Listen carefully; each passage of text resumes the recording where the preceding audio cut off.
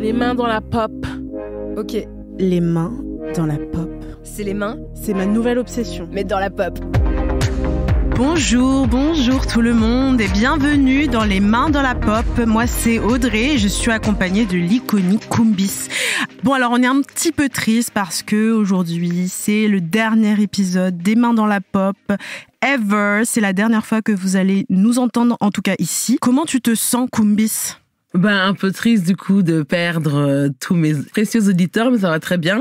Il fait froid, mais là je suis à Bruxelles, bien entourée. Et toi, tu vas bien ? Oui, alors pour info, Kumbis est en duplex de Bruxelles et moi je suis à Paris. Et oui, ça va plutôt bien, ça va beaucoup mieux et un peu triste aussi de quitter nos auditorices. Mais on va essayer de vous concocter un beau dernier épisode. Donc dans cet épisode, on va parler de Depardieu. Bon, ça commence mal.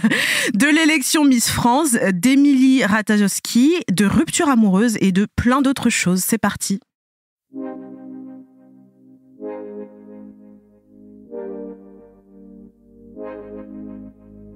Win ou lose, telle est la question. Quel loser. C'est ma nouvelle. Elle, je l'aime trop. icône. Le gagnant ou le perdant de la semaine. Roulement de tambour. Bon allez, Kumbis, peut-être une bonne nouvelle pour commencer cette chronique de winner-loser. En fait, c'est pas vraiment une bonne nouvelle, mais il y a de l'espoir. Donc moi, en fait, j'ai une winneuse et une loseuse dans la même histoire, ce qui arrive très souvent dans la vraie vie. Ouais. Dans cette histoire, ma loseuse, c'est Emrata, de son vrai nom, Émilie Ratajkowski. La popularité du mannequin a explosé après le clip Blur Line, tu te souviens ? Avec Robin Thicke, Ouais, très bien. Pharrell Williams, T.I. Et donc dedans, en fait, elle est avec deux autres mannequins. Elles sont quasiment nues juste en string de couleur chair. Et du coup, ça avait explosé sur les réseaux. Tout le monde était scandalisé. Mais la plastique d'Emrata et son déhanché ont déchaîné les foules et surtout les avis positifs parce qu'elle est devenue une superstar du jour au lendemain. Mais elle a vite démontré qu'elle n'était pas qu'une jolie personne et elle s'est engagée dans différentes causes féministes et notamment le body positive. Elle en a même écrit un livre. Et c'est pour ça, du coup, que son récent shooting pour le magazine M, je sais pas si tu l'avais vu, moi je l'avais pas vu personnellement. Non, je l'ai pas vu du tout. Je l'avais pas vu passer. Il a surpris beaucoup de gens parce que et a énervé beaucoup de gens aussi parce que dans une des photos, elle pose en fait dans une seule jambe du pantalon et beaucoup de gens ont trouvé à raison que c'était très grossophobe, bizarre et complètement déplacé. Et du coup, les gens ont dit, mais frère, tu nous fais tous les jours des discours sur le fait d'être une femme libre, de pas succomber au diktat de la beauté, de la minceur, et tu nous fais un truc comme ça. Et du coup, c'est le cas du mannequin grande taille Tabria Majors qui a fait une réponse à la photo grossophobe. Elle a fait un shoot en fait où elle pose avec une paire de jeans à chaque jambe et avec ça, elle a écrit un texte assez long que je vais vous lire parce que c'est très important. Elle a dit: je vais juste commencer à porter une seule paire de jeans sur les deux jambes, coudre plusieurs petites jupes ensemble pour s'adapter à ma taille extra large, attacher une paire de petits sweats autour de ma poitrine pour que vous sachiez tous ce que ça fait de ne pas pouvoir trouver quelque chose à se mettre. Il y a tellement de problèmes plus importants en ce moment, mais cela m'a vraiment dérangé. Personne n'a trouvé ça bizarre au Monde Magazine. Emrata, est-ce que tu as trouvé ça bizarre? C'est ça qu'elle veut dire.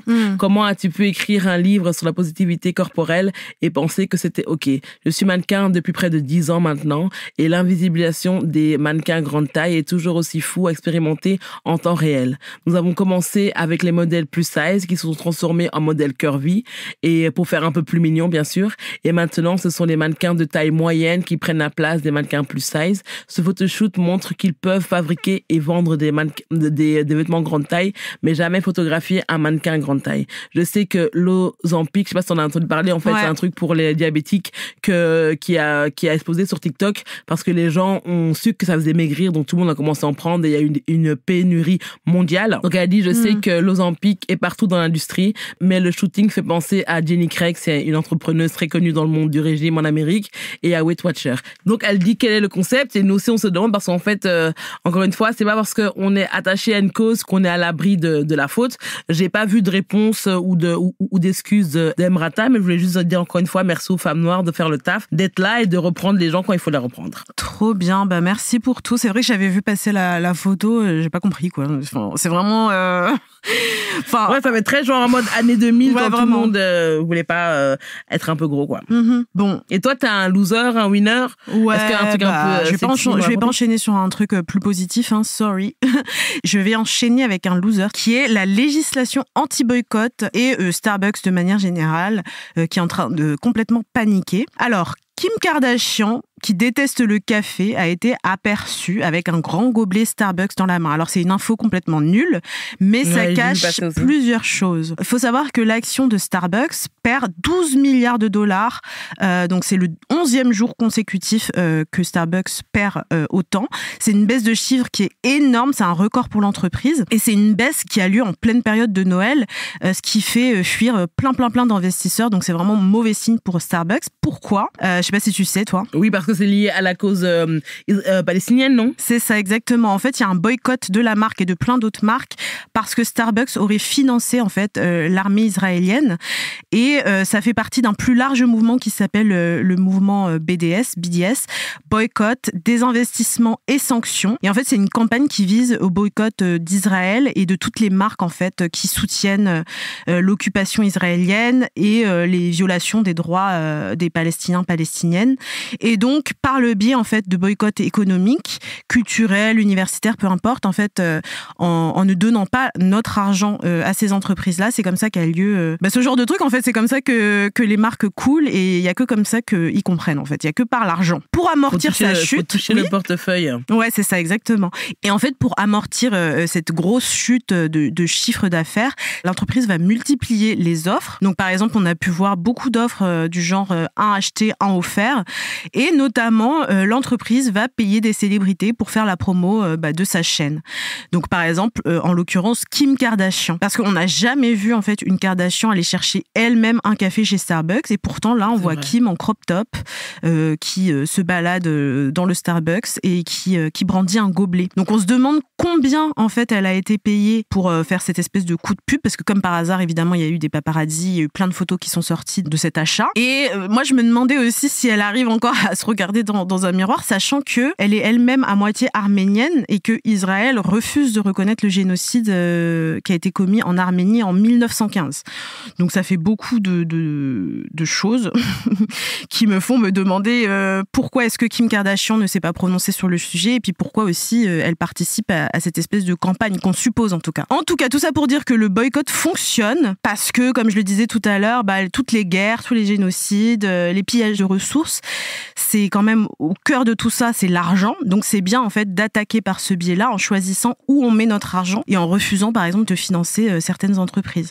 Mais figure-toi que ce sera bientôt plus possible et c'est là aussi qu'il y a un autre loser, c'est qu'on pourra peut-être bientôt plus boycotter les marques, surtout aux États-Unis parce qu'il y a une loi anti-boycott qui est en cours de révision. En fait, c'est la Commission des affaires étrangères de la Chambre des représentants des États-Unis qui a voté en faveur d'un projet de loi qui étendrait les lois anti-boycott qui existent déjà en fait aux États-Unis. Donc en fait, comment ça va marcher ? Genre, ils vont dire aux gens venez boire du café, genre ? Justement, en fait, c'est un projet de loi qui s'appelle IGO Anti-Boycott Act et il a été d'abord adopté par la Commission des affaires étrangères à vraiment presque unanimité, donc il y a eu 42 voix contre 3. Et en fait, ça a été renvoyé à la Chambre des représentants et on attend le verdict. Et donc, ce projet de loi, il s'appuie sur la loi anti-boycott qui existe déjà, comme je l'ai dit. Et en gros, ils exigent des citoyens américains, en fait, que les Américains et Américaines refusent de participer au boycott organisé par des gouvernements étrangers à l'encontre de pays, je cite, amis des États-Unis. Okay. Et ouais, moi aussi, je me demandais, mais en fait, ils vont forcer les Américains à aller prendre des lattés. Enfin, c'est ça. Tu vois, je vois pas trop comment ça peut s'appliquer. Ouais, c'est un peu chelou, donc à voir. J'ai pas regardé le détail de tout ce que cette loi implique. Mais, et en gros, en fait, ils disent que c'est une mesure qui est là aussi pour lutter contre l'antisémitisme. Alors, pour rappel, être contre les génocides, les guerres et contre le sionisme, c'est pas être antisémite. Et, je sais pas, on a quand même le droit de boycotter les marques qu'on veut. Donc, j'ai hâte de voir où ça nous mène, mais ça n'augure rien de bon. En tout cas, moi, ça me fait plaisir de savoir que le boycott lancé sur les réseaux sociaux marche dans la vie réelle, en fait, et que c'est pas seulement genre, toi, des hashtags. Ça fait plaisir. Oui, c'est vrai. Mais moi, je m'attendais pas, en vrai, à ce que ça fonctionne aussi bien, parce que je mesurais pas à quel point les gens boycottaient vraiment moi non plus. Les entreprises. Attends, mais Starbucks, ça m'a vraiment choquée, parce que je me suis dit, c'est facile. Parce que Starbucks, c'est tellement genre une enseigne emblématique, et tout le monde veut poser à Noël avec son pumpkin latte, tout ça, donc je suis vraiment contente. Ouais, on espère que les gens pourront toujours avoir cette liberté, en tout cas, de boycotter ou pas des marques, et qu'il y aura pas des lois pour les en empêcher. Donc, Donc j'enchaîne avec un winner qui n'en est pas vraiment un. J'ai parlé de Macron et de Depardieu. Alors pendant que Macron fait les éloges de Depardieu, je sais pas si t'as vu la vidéo. Oui, j'ai vu. On en a fait un sujet sur Combini. Okay. Et franchement, j'ai l'impression que en fait tous les jours, ce gouvernement se réveille en disant qu'est-ce que je peux faire pour énerver un peu plus les Français. Et tous les jours, ils trouvent un truc comme. Oui, la loi immigration. Vraiment, à chaque jour, sa bonne nouvelle. Et donc pendant que Macron, vraiment jette des fleurs à Depardieu, qui est accusé de viol et d'agression sexuelle, France Télévisions a supprimé de sa programmation les films de Depardieu. Mais je vais vous expliquer qu'il faut pas se réjouir trop vite et que c'est pas si simple que ça. Alors, En gros, il y a deux salles, deux ambiances. D'un côté, tu as Macron dans C'est à vous sur France 5 le 20 décembre dernier qui a vraiment salué, je cite, un immense acteur dont il est apparemment grand admirateur. Il parle de chasse à l'homme et il qualifie Depardieu d'acteur qui rend fier la France et il refuse de lui retirer la Légion d'honneur. Et puis de l'autre, il y a le groupe France Télévisions qui avait annoncé qu'il ne diffuserait plus de films de l'acteur. Alors pour rappel, le grand acteur en question, selon Macron, a sexualisé une enfant. On a vu dans un reportage de Complément d'enquête qui a été diffusé il y a pas très longtemps. Il a proféré des insultes sexistes aussi. En tout cas, ça en plus c'est ce qui a été filmé. On sait même pas ce qui se passe hors des caméras. Ouais, c'est vraiment ça. Et surtout, je sais pas si t'as vu, mais je pense que t'as vu qu'une des femmes qui avait porté plainte pour viol contre Gérard Depardieu s'est suicidée en se jetant dans la Seine. Exactement. C'est vraiment indélicat et vraiment salopard de la part de Macron de se prononcer sur ça en fait. C'est clair. Et pour rappel aussi, Depardieu est visé par des plaintes pour viol de la journaliste et écrivaine Ruth Baza et de la comédienne Charlotte Arnoux. Et il est aussi visé par une plainte pour agression sexuelle déposée par la comédienne Hélène Darras. Et comme tu viens de le dire, il y a Emmanuel Debévert qui se serait jeté dans la Seine le jour de la sortie du Complément d'enquête, donc l'enquête dont je parlais tout à l'heure. Et c'est une comédienne en fait qui avait dénoncé les agissements de Depardieu dès 2019 et en fait personne l'écoutait. Parce que je pense qu'ils ont vraiment un problème avec les acteurs qu'ils aiment bien en France. On pourrait se réjouir que France Télévisions boycotte Depardieu, puisque à juste titre quand même, ça c'est pas un personnage très aimable. Mais en fait, la chaîne a démenti ce boycott. En gros, il y a le directeur du pôle cinéma de France Télévisions qui s'appelle Manuel Alduy, qui a confié à France Inter « Il n'y a pas de boycott, on ne censure pas les œuvres. Parfois, il faudra peut-être les contextualiser. Je parle en général, au-delà du cas de Depardieu. En revanche, on s'abstient de célébrer les participants à ces œuvres qui sont pris dans des accusations collectives. » Et en gros, tout ça serait parti d'une surinterprétation des propos de ce même directeur qui avait dit dans le complément d'enquête du 7 décembre dernier, je cite, « La mise en accusation collective par une quinzaine de femmes a eu comme conséquence immédiate pour nous de revoir complètement nos plans de diffusion. Il ne faut pas qu'on célèbre Gérard Depardieu. Ce n'est juste pas possible. C'est la première chose pour nous. La deuxième, c'est qu'on a mis en pause les éventuels projets qu'on nous soumettrait avec Gérard Depardieu. » Donc en fait, il avait dit ça et les gens ont interprété ça en mode France Télévisions va boycotter, sauf que c'est pas désolé, même quand on lit là, c'est logique qu'on comprenne ça en fait. Bah ouais, j'ai l'impression qu'il a plutôt rétro-pédalé qu'autre chose. Ouais. Voilà. Le sujet de la semaine. On va parler de quoi cette semaine ? Vous avez des idées ? Ultra cringe. On peut dire que c'est vraiment nul ou pas ? Elle a osé. Alors personnellement, j'avais complètement oublié l'existence de ce concours, mais le 16 décembre dernier, c'était la 94e élection de Miss France 2024. Je sais pas si t'as regardé toi. Non, j'ai pas regardé. Je fêtais mon anniversaire dans un restaurant italien. C'était beaucoup plus chouette. Joyeux anniversaire en retard. Merci. 1000 excuses. Queen Kumbis. Mais en tout cas, moi non plus, j'étais pas devant mon écran. Et l'émission, apparemment, a été présentée encore une fois par Jean-Pierre Foucault, quelle surprise, pour la 29e année consécutive, et aussi par Cindy Fabre, qui est une ancienne Miss France. Alors, rien ne change depuis la première édition. Les Miss sont toujours aussi grandes, aussi minces. Elles veulent toute la paix dans le monde.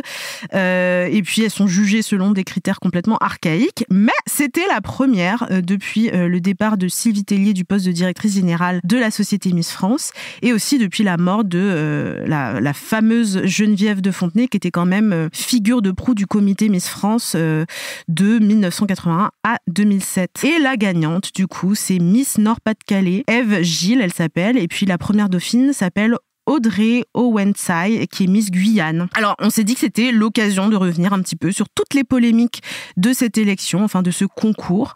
Il y en a toujours. Un peu comme si c'était un concours sexiste, quoi. Mais aussi, on va revenir sur l'histoire de cette émission. Peut-être, Koumbi, si tu veux justement fouiller un petit peu dans ce côté-là, ce côté de l'histoire, en fait, des élections, de manière générale, des élections et des concours de beauté. Mais oui, parce que comme on l'a dit que vous regardiez ou non Miss France, tout le monde en a déjà entendu parler et j'espère que vous connaissez pas d'où ça vient parce que je vais vous l'expliquer. Comme l'American Pie, la culture des concours de Miss nous vient des États-Unis. Donc, mais en tout cas, mettre en compétition des femmes et comparer leur physique semble être un concept vieux comme le monde. Selon le site Géo, ça remonte à loin, loin, loin, puisque dans le mythe antique du jugement de Paris, ce sont les déesses Athéna, Héra et Aphrodite qui sont affrontés pour un titre de beauté. Du coup, c'est le prince troyen Paris qui va les départager en leur remettant une pomme d'or. Et c'est là d'où vient l'expression la pomme de la discorde. Est-ce que tu le savais déjà? Alors, pas du tout. J'apprends beaucoup de choses. Moi non plus. Ok, trop bien. Et bien sûr, c'est Aphrodite, la déesse de l'amour, du désir, de la beauté, qui remporte le prix. Du coup, on peut dire un peu que Miss Aphrodite est la première Miss Univers de l'histoire. Et selon le New Yorker, le premier concours de Miss Amérique a eu lieu en 1921 à Atlantic City, donc c'est dans le New Jersey. Et il a été inspiré par une parade de bébés très célèbre en Amérique. Et donc, en fait, des jeunes femmes de New York, du New Jersey, de Pennsylvanie et de Washington participaient à un festival de 2 jours. Et bien sûr, à l'époque, l'Amérique était en pleine ségrégation raciale. Donc, le concours était interdit aux femmes noires. Mais les participantes étaient accompagnées par des Afro-Américains déguisés en esclaves. Donc, pour vous dire à quel point le racisme est ancré depuis le début dans ce genre de concours. Et dans les années 30, en fait, le concours devient un peu plus chic et commence à attirer les femmes de la classe moyenne. C'est dans ces années-là qu'on a commencé à faire des concours de talent, de cérémonies de couronnement et de donner des cadeaux comme des bourses d'études, tout ça. Et en France, chez nous, donc chez vous, parce que moi je suis belge, mais bon, en France, dans les années 20, c'est Maurice de Wallefeu, un directeur de journal, lance le concours de la plus belle femme de France et la première lauréate est Agnès Souret. Mais c'est après la Seconde Guerre mondiale que le concours prend de l'ampleur et avec l'arrivée de la télévision dans les domiciles, le concours se focalise un peu plus sur les belles formes, comme le disent les commentateurs, et sur la plastique des participantes. Et de 1987 à 2007, comme disait Audrey, il est présidé par Geneviève de Fontenay, connue pour sa vision très, très, très traditionnelle de la femme. Et n'ayons pas peur de le dire, de Fontenay n'est pas la femme la plus progressiste de France, ni même d'Europe. Et en fait, oui, ok, d'accord, les gens l'aimaient bien parce qu'elle était elle avait un très franc-parler et elle soutenait ouvertement la lutte ouvrière, les gilets jaunes, tout ça. Mais elle soutenait aussi ouvertement la manif pour tous et était contre, du coup, le mariage gay. Et tout comme, du coup, Geneviève de Fontenay, le concours de Miss France n'est pas étranger aux polémiques, à la grossophobie, au racisme, au jeunisme, au sexisme. Veux-tu en parler un peu plus, Audrey? Parce que je pense que, oui, bien sûr, toi, tu détestes le concours. Moi, j'aime trop juger les gens, donc j'aime bien, mais je trouve, bien sûr, c'est très problématique, mais moi, j'aime bien parce qu'en fait, je me le dis, ça peut être une occasion à certaines femmes de découvrir le monde. Moi, je trouve que déjà, ça partait mal parce que le principe même de l'émission, en fait, est problématique pour moi. Ouais. C'est quand même, le but, c'est de mettre en compétition des femmes, de comparer leur physique, de les juger. Et en plus, c'est un physique qui est soumis à plein de normes et de critères sexistes, racistes, grossophobes. Totalement eurocentré et faussé, en fait. C'est ça. Et en fait, c'est un peu la femme comme objet de fantasme, tirée à 4 épingles, soumise à tout un tas de règles édictées par ce concours-là. Elle s'exprime à peine, sauf pour justement déballer des banalités qui sont complètement balisées en fait par le concours. Elles n'ont pas trop le droit en fait d'avoir des opinions politiques tranchées. C'est un peu ce qu'on appelle les opinions de Miss France, donc c'est-à-dire des opinions neutres, lisses, complaisantes. Enfin, elle parle pas d'injustice sociale par exemple. Et puis je trouve que c'est quand même ce concours, la méritocratie par la beauté, et qui passe en plus par des récompenses avec des cadeaux hyper clichés, genre elle gagne des voitures, des bijoux, du maquillage, enfin c'est super cliché quoi, de ce qu'on attend. On se dit que voilà, c'est ce que les femmes veulent gagner, c'est tout ce qui les intéresse quoi. Donc pour moi, il y a vraiment plus progressiste que ce concours-là. À commencer justement par les critères pour participer au concours. En fait, il faut faire plus d'1m70. Avant, en tout cas, il fallait avoir entre 18 et 24 ans. J'ai l'impression que c'est un peu les mêmes critères que ceux que Leonardo DiCaprio a pour ses copines. Tellement, voilà. Et faut pas avoir participé à des séances de photos dénudées. On se souvient bien de tous les scandales. Par exemple, celui de Valérie Bègue. Ses photos nues, en fait, avaient été dévoilées. Valérie Bègue qui avait été élue Miss France 2008. Et en fait, il y avait des photos qui avaient été prises 3 ans avant sa consécration, qui avaient provoqué vraiment la colère de Geneviève de Fontenay, qui avait réclamé sa démission. Puis il y a d'autres critères, comme tu l'as un peu évoqué tout à l'heure. Avant, il fallait pas être marié, fallait pas non plus avoir d'enfants, pas être en couple, faut pas avoir fait de la chirurgie esthétique, pas avoir de piercing ou de tatouage. Donc vraiment, c'est... Voilà.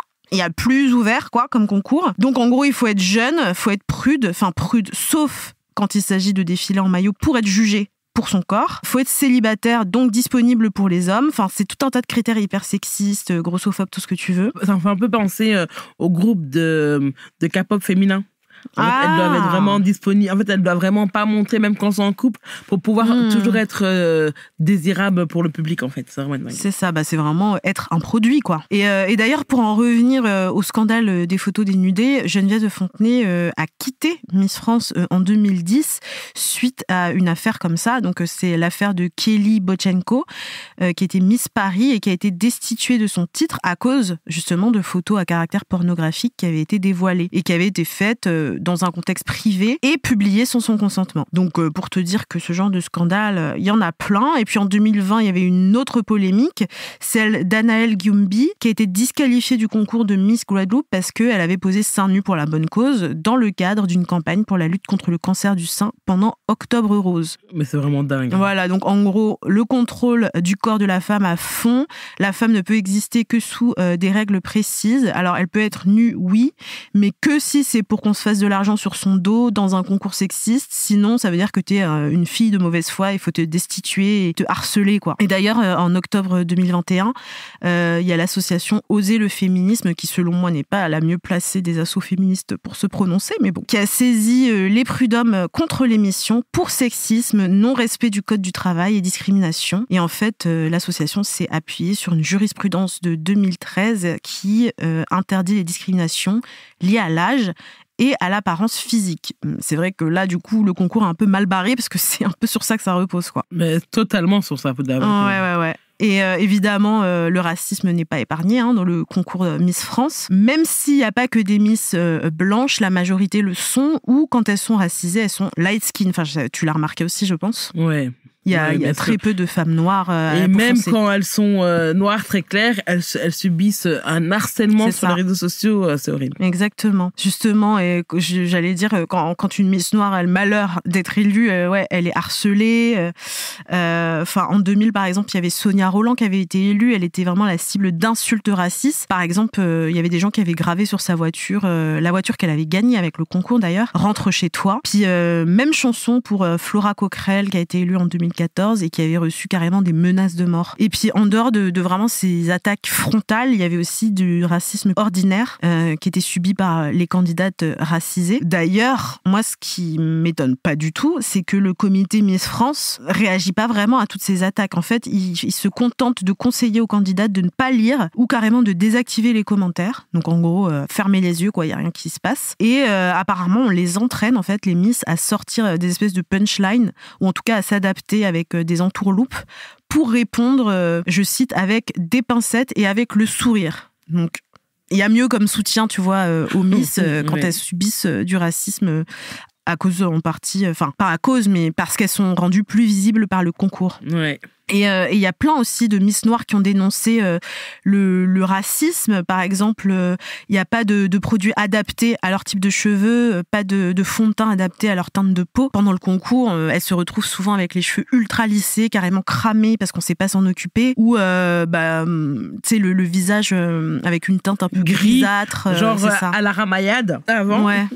C'est ça. En fait, il y a rien qui est fait pour s'adapter, alors que, enfin, je sais pas, il y a des Miss Noires, donc je sais pas, adapte-toi, va acheter un fond de teint chez Fenty, j'en sais rien. Mais c'est ça, mais surtout que, tu sais, le manque de teinte dans les concours de beauté ou même dans la mode, les femmes en parlent depuis les années 80. Je veux dire, en 2023, ça devrait plus se poser, en fait. Mais en même temps, c'est tellement, pour moi, ce concours est tellement archaïque que ça m'étonne même pas qu'il se soit pas posé la question et qu'il se soit pas dit, tiens, ce serait bien d'avoir plusieurs coiffeuses ou coiffeurs qui puissent s'occuper, en fait, des cheveux cheveux crépus ou des cheveux bouclés, ou juste des gens formés en fait pour maquiller tout type de peau, tout petite. Enfin voilà, ça me paraît assez logique, mais apparemment non. Et d'ailleurs, il y avait Misaki Ten en 2021, ils avaient lissé son afro et ça avait fait vraiment une polémique. Un scandale, je me souviens. Ouais. Ouais. Et en fait, elle expliquait qu'il y avait une seule coiffeuse pour toutes les Miss qui pouvait s'occuper des cheveux crépus ou des cheveux texturés. Donc ça explique cela. Je sais pas si tu t'avais vu un peu toute cette polémique autour de ses cheveux. Oui, j'avais vu cette polémique et surtout qu'en fait,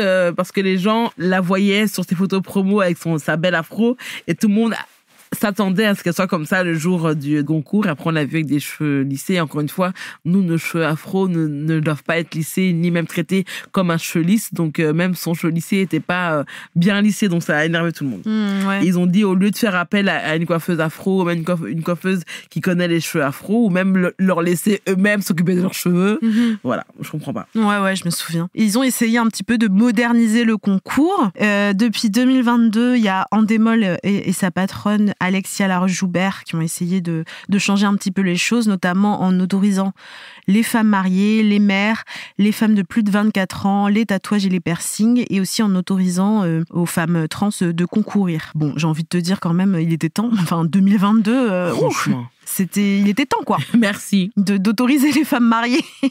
Enfin, la barre est très basse. En tout cas, même si toutes ces personnes sont autorisées à concourir, par exemple, il n'y a toujours pas eu de femmes trans dans le concours. En 2022, il y a Andrea Furet qui était la première candidate transgenre pour l'élection de Miss Île-de-France et elle n'a pas gagné. Donc, bon, on autorise, mais en même temps, je pense qu'il y a beaucoup de gens qui ne se sentent pas concernés par ce concours. Et puis, quand on voit toutes les polémiques sexistes, racistes, etc., autour du concours, ça donne pas franchement envie non plus de se visibiliser là-dedans, quoi. Enfin, je sais pas ce que t'en penses. Non, mais moi, je comprends. Hein. Et même moi, si maintenant une de mes proches voudrait y aller, j'aurais dit, est-ce que tu veux vraiment t'exposer à ça? Parce que, comme tu as dit, les femmes qui sont victimes d'harcèlement ou même de racisme sur les réseaux sociaux ne sont même pas protégées ou même soutenues par le communauté. Donc, c'est ça.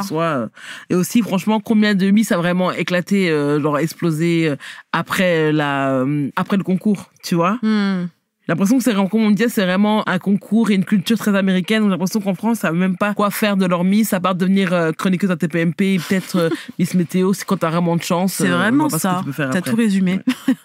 Ouais. et ouais, cette année, ils ont essayé de moderniser, alors vraiment jury, la chose un petit peu avec un jury entièrement féminin. Donc, il y avait Adriana Carambeu, Stéphie Selma, Nolwenn Leroy, Nina Métayer, Estelle Mossely et Élodie Pou. Mais pour moi, ça retire pas le caractère purement sexiste du concours, en fait. Enfin, mettre que des meufs pour juger des meufs, c'est pas suffisant pour transformer le concours en une émission féministe. La preuve, la nouvelle Miss a été harcelée. Enfin, je sais pas si t'as vu du coup. Oui, parce qu'elle a des cheveux courts. Exactement, en fait, elle a été harcelée. Désolée, mais je comprends pas dans quel monde on vit. Elle a vraiment la coiffure de la plupart des mamans et des tatas noirs qu'on voit partout dans le métro. Et les gens étaient choqués parce qu'elle avait des cheveux courts, en fait. Moi, je me dis, attends, mais j'ai 2 perruques comme ça, en fait. Tu vois ce que je veux dire? C'est tellement banal. Je me dis, mais les gens sont vraiment dérangés. Bah, justement, j'ai un peu fouillé aussi parce que je me suis dit, mais c'est quoi le problème? Et donc, cette nouvelle Miss, donc, qui s'appelle Eve Gilles, a été harcelée, donc, je cite, pour manque de poitrine et cheveux courts. Waouh! Mettez-la en prison. Et donc, j'ai un petit peu fouillé les réseaux sociaux et il y a beaucoup d'insultes qui reviennent. Miss planche à pain, c'est du wokisme, c'est un homme, elle n'a aucune forme féminine. Donc, franchement, j'aurais pas pensé comme toi qu'une coupe courte susciterait autant de haine. Et en fait, suite à la diffusion de photos en maillot de bain, il y a eu encore plus une vague de body shaming parce qu'en fait, les gens la jugent trop mince et qu'elle a pas assez de poitrine, en fait. Et donc, il y a des commentaires, notamment sous les posts, qui le dénoncent et où la Miss, en fait, exprime le fait que elle n'a pas choisi, en fait, son corps. Et donc, j'ai lu un petit peu les commentaires. Je vous en fais part. Tu fais un concours où on juge ton physique et tu viens dire que c'est honteux qu'on juge ton physique, point d'interrogation. Fais du sport et sois en surplus calorique, tu choisis ton corps. Et puis il y a d'autres personnes, en fait, qui voient dans cette vague de harcèlement une réaction féministe. Il y en a qui disent c'est parce que ça fait des années que des gens se battent pour inclure des corps normaux qui sortent du diktat classique de la mannequin filiforme.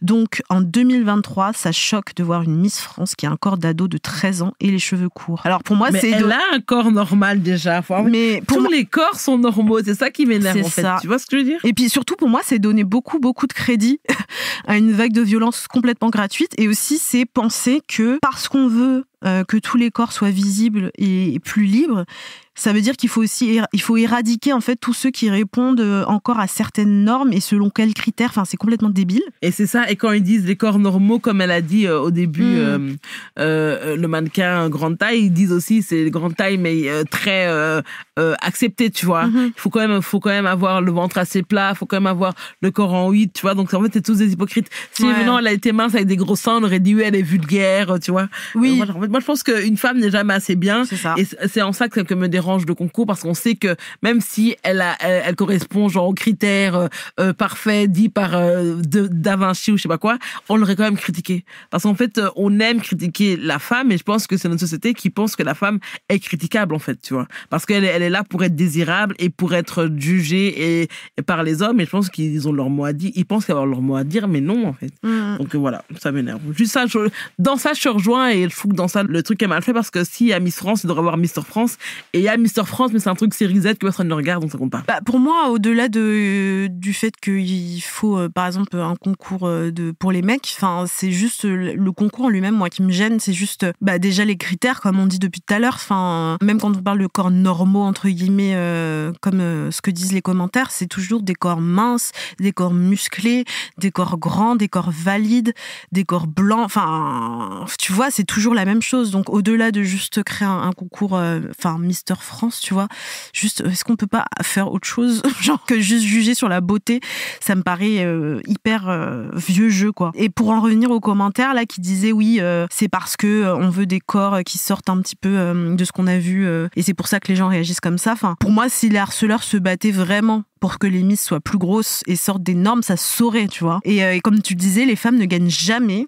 Quand elles sont trop grosses, selon des critères grossophobes, elles sont pas dignes d'être élues Miss ou d'être visibles. Et quand elles sont trop minces, elles sont apparemment pas assez féminines. Donc en fait, c'est vraiment ce concours, pour moi, une imagerie sexiste. Ça prône un idéal de beauté qui est vraiment excluant, quoi. Et en gros, il y a eu beaucoup aussi d'insultes lesbophobes et transphobes pour cette nouvelle Miss France. En gros, les gens disent qu'elle ressemblerait, je cite, à une lesbienne ou à une personne trans. Alors, déjà, toutes les personnes lesbiennes et trans ne se ressemblent pas, et il n'y a pas de look lesbien ou trans. Et en fait, ça traduit beaucoup de choses. Ça traduit que quand une femme correspond pas au stéréotype de genre féminin et au fantasme masculin, y a du harcèlement, il y a de la violence, il y a des insultes lesbophobes et transphobes. Et je suis quelqu'un sur TikTok qui s'appelle, donc son pseudo c'est Lodoniri, et en fait, il explique que les hommes qui insultent la Miss l'a comparé à une image générée par une IA en disant que c'est à ça que devrait ressembler une vraie femme. Donc, en gros, il compare une fausse image d'une fausse femme qui n'existe pas à une vraie femme qui existe pour dire c'est ça une vraie femme. Donc c'est quand même assez ironique, et pour moi ça montre bien que l'idéal féminin il est complètement inatteignable, ou en tout cas seulement atteignable par des images générées par des machines, quoi. C'est vraiment ça, parce que genre, même quand tu vois, je sais pas si tu vois, souvent à un moment c'était vraiment la mode de montrer l'idéal féminin et l'idéal masculin. L'idéal féminin, souvent c'était un corps totalement lambda, tu vois, d'un garçon, tu vois, d'un homme, et les hommes c'était vraiment genre, tu vois, des trucs gros seins, un peu de fesses, très peu de trucs, tu vois, genre un corps vraiment qui n'existait pas dans la vie de tous les jours, tu vois. Oui, c'est ça, c'est vraiment des idéals de beauté qui sont inatteignables, parce que comme on le disait tout à l'heure, peu importe à quoi va ressembler la prochaine Miss France, il y aura toujours des critiques. Donc, quoi qu'il arrive, on ne gagne jamais. Il y a aussi, pour conclure un petit peu, je sais pas si tu vois ce compte sur Instagram qui s'appelle Aldelphité France, et qui résume assez bien la chose, et qui dit « Cela crée, en parlant du concours, une dynamique où la quête de la perfection physique devient une condition implicite de reconnaissance et de succès. » Et en gros, qui explique aussi que c'est voir la compétition féminine comme un outil de diversion, en fait, pour détourner l'attention des véritables enjeux. Parce que pendant qu'on regarde Miss France, donc des femmes ou enfin là en l'occurrence c'était un jury de femmes qui jugent des femmes qui rentrent dans des normes pour plaire à des mecs, il y a plein d'autres trucs qui se passent, quoi.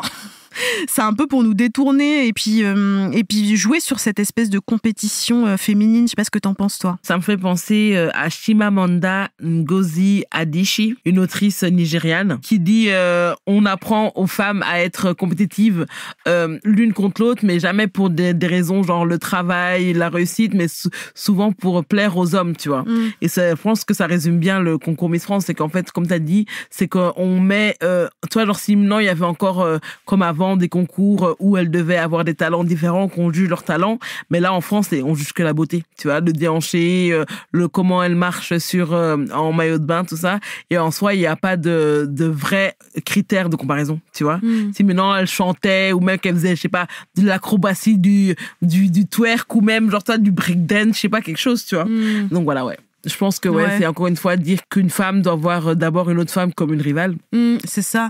Mais ouais, je sais pas, moi j'ai vraiment du mal avec le concours en fait de la plus belle, soi-disant plus belle femme de France. Peu importe si elle chante ou elle twerk, j'ai quand même du mal. Pour moi, il est temps que ce genre de concours archaïque soit supprimé. En gros, je m'étais dit, ça serait bien par exemple de remplacer ça par des programmes qui mettent en valeur d'autres expériences, comme tu disais, et d'autres corps aussi. Donc ça peut être, par le talent, ça peut être des shows de drague, de voguing, montrer des personnes queer, montrer des personnes grosses, montrer des personnes non valides. Enfin, je sais pas si quelqu'un veut créer ça. On vous attend en tout cas. Oui, voilà. Ah, mais nous, franchement, si on peut se lancer, hein, on trouve un petit producteur et on y va. Hein. Appelez-nous. L'amour, le love. J'ai auto-orgasmé. Ok, d'accord. Pour ma dernière chronique, du coup, des mains dans la poche, c'est très triste. J'aimerais vous parler d'un sujet super joyeux pour les fêtes qui s'appelle le Quiet Breakup. Non, c'est pas très joyeux, mais en tout cas, c'est très dans l'air du temps. Donc, je sais pas si vous saviez, si tu savais, Audrey, mais l'été 2023 a été surnommé l'été des ruptures. Ah bah oui, je suis plutôt au courant, ouais. Pourquoi? Parce que t'as rompu en 2023 aussi? Alors, je n'ai pas rompu, je me suis fait larguer.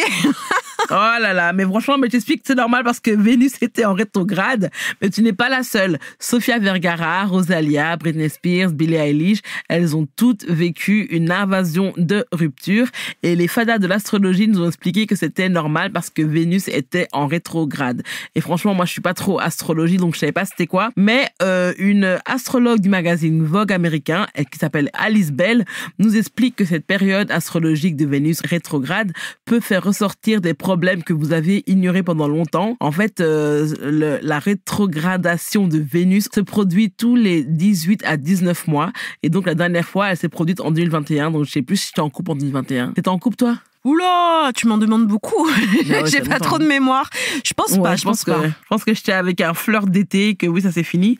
Et c'était sous le signe du Capricorne. Et comme le lion est un signe très dramatique, cela pourrait expliquer pourquoi ces ruptures font autant de bruit, donc du coup en 2023. Mais à l'inverse du coup du lion qui fait du bruit, le quiet breakup, c'est en fait un concept qui veut éviter le bruit et en fait c'est se séparer en silence. Je sais pas si tu te souviens, mais dernièrement, Jada Pinkett Smith nous a appris que elle et Will Smith vivaient complètement séparés depuis 7 ans. Ça a un peu choqué les gens. Ouais. Ça m'a pas trop étonné non plus quand même. Moi non plus parce que je savais qu'ils étaient un couple plus ou moins libre depuis longtemps, mais le fait, genre tu vois, quand il a frappé Chris Rock aux Oscars, il a dit laisse le nom de ma femme dans dehors de ta bouche, tu vois. Les gens ont cru qu'ils étaient encore ensemble, mais ils étaient séparés depuis très longtemps. Et c'est pas la seule, il y a aussi Meryl Streep qui a confirmé que elle et son ex-mari, du coup Don Gummer, ont été divorcés pendant plus de 6 ans et personne n'était au courant. Donc en fait, le magazine The Cut nous explique que de plus en plus d'histoires de quiet breakup explosent sur Internet. En fait, ils disent qu'il y a des témoignages qui disent qu'ils participent à des dîners de famille sans dire qu'ils sont séparés récemment, ou ils cachent leur séparation à leurs proches pendant des années. Est-ce que c'est un truc que tu pourrais faire, toi? Ma mère m'écoute, alors non, pas du tout. Ok, d'accord. Et en fait, la psychologue Claudia Diaz explique qu'il y a 2 types de ruptures secrètes. La première se produit quand les 2 partenaires ne parlent même pas de la rupture. En fait, c'est une distance qui s'installe peu à peu. Et la deuxième catégorie, c'est une sorte d'arrangement explicite. Ils savent que ça ne marche plus sentimentalement ou amoureusement, mais ils essaient de trouver une solution pour un intérêt financier ou autre, comme la garde des enfants, tout ça. Et bien sûr, les séparations silencieuses ont toujours existé, surtout à l'époque où divorcer était tabou, voire interdit. Et il faut savoir que les origines, les valeurs sociales, la culture, la religion, l'orientation sexuelle ont un rôle important dans le quiet breakup et encore aujourd'hui. Pour d'autres personnes, le quiet breakup serait quelque chose que tout le monde devrait faire pour leur bien et leur stabilité mentale. Je pense que c'est, en fait, il disait que souvent, quand on parle d'une rupture amoureuse à quelqu'un ou même à nos proches, on la vit 2 fois. tu vois, parce qu'on la vit déjà nous-mêmes, parce qu'on doit se relever, mais en plus de ça, on doit l'expliquer à ses proches, on doit la vivre avec ses proches. Les proches, même s'ils veulent nous aider, jugent. Donc ça veut dire en fait qu'on du coup, on doit parfois défendre notre ex qu'on veut pas défendre, qu'on doit se défendre nous, tu vois. Et donc de plus en plus de gens prônent le quiet breakup pour simplement vivre sa rupture loin des yeux de tous et pouvoir s'en relever calmement. Je pense que si maintenant j'ai un autre copain un jour et que c'est fini, je pense que j'en parlerai pas, tu vois, parce que j'ai l'impression que tout le monde en fait a un jugement sur la personne à qui tu es, qu'elle soit bonne ou mauvaise. Et je sais pas si t'es comme ça, mais moi je suis quelqu'un qui prend beaucoup à cœur les avis de mes proches, et je sais que ça peut jouer justement sur la vision que j'ai de mon compagnon. Ah je ouais. sais pas si toi aussi. Non, bah après moi ça dépend dans quelle posture je suis, mais si je suis au clair dans ma tête, je vais pas forcément être influencée par l'avis de mes proches.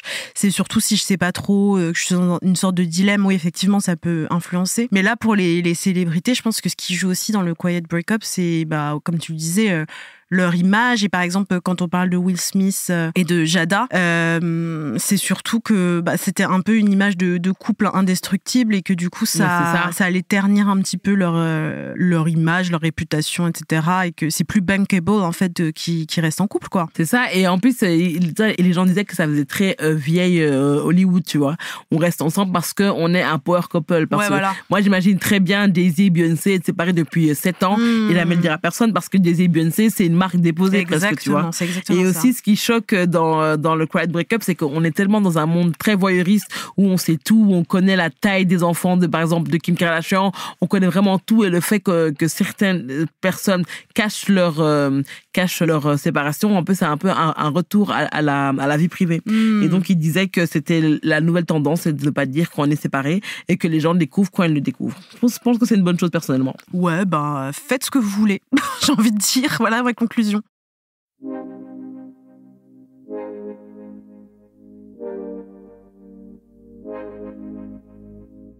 C'est quoi ta reco ? Whatever. Franchement, c'est vraiment hyper niche. Je l'ai vu sur Twitter. J'ai pas envie d'être méchante. Mais j'adore. C'est l'heure de la reco culturelle. Alors, c'est la dernière fois que vous allez m'entendre vous recommander des pièces de théâtre, des livres, des films, des séries. Enfin, en tout cas, ici. Et jusqu'à maintenant, j'ai essayé au maximum de placer, le plus possible, je vais pas mentir, mes proches talentueuses. Et donc, pour la dernière, t'as bien raison. Pour la dernière, je me suis dit que j'allais finir en beauté et vous parler d'une pièce qui me tient à cœur et qui s'appelle « À nos humanités révoltées ». Et en fait, c'est une performance artistique poético-politique qui a été créée et interprétée par Marie-Julie Chalut et Marina Montmirel, d'après le recueil éponyme de la poétesse Kiemis. Donc tout ça, ce sont des gens extraordinaires. Je vous recommande d'aller les suivre sur les réseaux, dans les librairies, dans les théâtres. Et donc c'est une performance qui se base sur une dizaine des poèmes de Kiemis. Et voilà, les poèmes sont un petit peu organisés, mêlés à des créations vidéo, sonores. Et donc du coup à la performance de Marie-Julie et de Marina. Alors pour parler un petit peu des textes de Kiemis, donc du recueil de poèmes À nos humanités révoltées, qui a inspiré cette performance, ce sont des poèmes décoloniaux, afroféministes, évidemment. Je ne sais pas si tu connais, toi, Kiemis. Oui, je la connais sur Twitter. J'aime vraiment beaucoup son travail. Elle est géniale. Suivez-la. Et du coup, ce recueil de poèmes, en gros, ce qu'il dit, c'est s'emparer de nos récits en tant que personnes minorisées face à tous les systèmes d'oppression. Ça parle de colère, de lutte, aussi de sororité, de tendresse, de communauté. Et j'aime beaucoup ce recueil. Allez le lire. Et la pièce, du coup, qui a adapté ces poèmes est super aussi. La mise en scène a été faite par les deux artistes elles-mêmes. Donc, franchement, chapeau. C'est une mise en scène très minimaliste, mais très, très bien travaillée, avec plein de jeux de lumière, des vidéos, collages, de la danse, des moments d'accalmie, des moments un petit peu plus d'exaltation. Et en tout cas, moi, c'est une pièce qui m'a fait beaucoup, beaucoup de bien, surtout quand on est une personne concernée par toutes les thématiques évoquées. Donc, c'est-à-dire, par exemple, la fétichisation raciale, le racisme ordinaire, le déracinement, le sexisme, j'en passe. Mais c'est aussi une pièce qui est accessible à tout le monde parce que je trouve qu'elle fait ouvrir les yeux justement sur ces questions de manière poétique, accessible et engagée. Et personnellement, quand je l'ai vue, j'avais envie que ça dure beaucoup plus longtemps. J'étais vraiment tenue en haleine, j'étais traversée par plein d'émotions différentes, par la joie à travers le chant et la danse, par le rire et aussi par beaucoup de pleurs parce que que j'étais hyper touchée par plusieurs scènes, parce qu'il y a des moments de tendresse, de soin, qui mettent vraiment du baume au cœur, et je pense qu'on en a besoin aujourd'hui, avec tout ce qui se passe, et voilà. Franchement, la fin d'année est un peu difficile pour tout le monde. C'est ça. Et je trouve que c'est une pièce qui souligne beaucoup l'importance de faire communauté et de puiser en fait dans la force du collectif, parce que il y a plein de choses en fait qui nous poussent à nous isoler et à raison, hein, c'est pas de notre faute, hein, mais c'est vrai que ça m'a donné envie en fait de me pencher un peu plus davantage, même si j'étais déjà dans cette mouvance, vers le collectif, vers mes communautés, et aussi c'est une pièce qui pousse, je trouve, à la création, à la joie, et on a envie en fait en sortant de là de faire plein de trucs, et je trouve que c'est hyper important qu'une pièce de théâtre nous donne envie en fait de passer à l'action et de faire des choses positives. Donc voilà, allez voir À nos humanités révoltées, allez aussi lire le recueil de poèmes de Kiemis.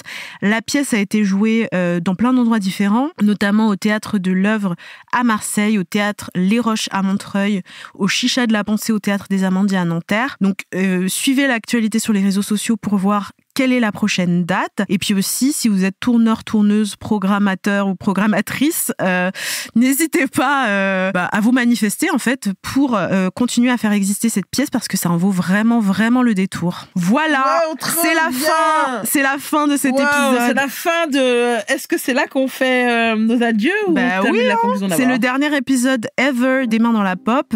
En tout cas, merci beaucoup de nous avoir écoutés toute cette année.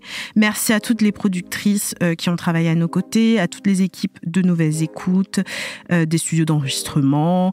Je ne sais pas quoi dire, à part continuer à nous suivre, continuer à suivre nos actualités. Moi, c'est Audrey Coupé de Kermadec sur Instagram. Vous pouvez me retrouver sous le pseudo de Audrey CDK. Si vous aimez l'art, la poésie, engagé mais pas que, voilà, suivez-moi. Je fais de la peinture, je fais des performances artistiques. J'ai une exposition en ce moment dans la galerie Sans Titre, parce que j'ai gagné cette année le prix Utopie, qui est un prix LGBT artistique. Donc vous pouvez suivre mon actualité. Je vais bientôt sortir un recueil de poèmes aussi, et puis j'écris pour différents médias. Voilà, à ton tour. Ben moi, je m'appelle Kumbis Oplowi sur les réseaux, et je ne suis pas du tout engagée sur Instagram. Je fais que montrer ma vie, mon travail, mon corps. Et j'ai commencé à écrire une BD. Je serais contente. J'ai écrit une BD. Je la poste en story, et après je la mets en story à la une. En fait, c'est une BD qui va parler un peu de la vie de femmes noires dans la trentaine, comment c'est de vivre en Europe avec une double culture, avec un gosse, avec des rêves, avec parfois des problèmes d'argent. Et c'est un peu les genres de BD que je disais quand j'étais petite, genre Julie, Claire, Cécile, et c'est à chaque fois des situations que j'ai vécues, que des proches ont vécues, et que je trouve très drôles et hilarantes, mais j'espère que vous aussi. Et à part ça, je m'occupe de la mode à Combini, donc vous pouvez me suivre sur Instagram. Sur Twitter, même si j'ai beaucoup de followers, je ne tweete plus, parce que je trouve que Twitter est devenu super naze depuis que les mascus et les racistes ont pris un peu le lead là-bas. Donc voilà, j'essaie de faire passer du bon temps, de rigoler, et d'ailleurs c'est bientôt Noël, donc vous pouvez suivre toute ma nourriture et toutes mes courses de Noël que je commence dès maintenant, dès que je sors de ce studio, sur mon Instagram. J'ai cru que t'allais balancer ton PayPal. Genre, c'est Noël, envoyez-moi de l'argent. Oui, si vous avez besoin, j'ai besoin d'argent. Oui, j'ai besoin d'argent. Franchement, moi, mon PayPal, c'est Audrey CDK, allez-y. Moi, j'ai pas de PayPal. D'ailleurs, il y a plein de garçons qui me demandent est-ce que vous voulez un soumis sur Paris? Non, j'aimerais bien, mais j'ai trop peur de mal le vivre après. Mais je voulais dire merci, franchement, pour la confiance à Nouvelles Écoutes, à Marion, à Julien et à toutes les filles qui nous ont suivis depuis le début, et surtout à Audrey et Mao qui m'ont vraiment mis à l'aise, parce que moi déjà je parle hyper vite et je mange mes mots, mais je me suis tellement améliorée grâce à vous, donc merci beaucoup, et j'espère qu'on se reverra et qu'on sera riche quand on se reverra. Ah ouais, bah merci pour cette manifestation, merci à tout le monde encore une fois, et puis oui c'est vrai, merci à Mao qui n'est pas présente là tout de suite, mais vous allez pouvoir la retrouver aussi sur les réseaux sociaux, suivre toute son actualité. Et d'ailleurs Mao nous a laissé un petit mot.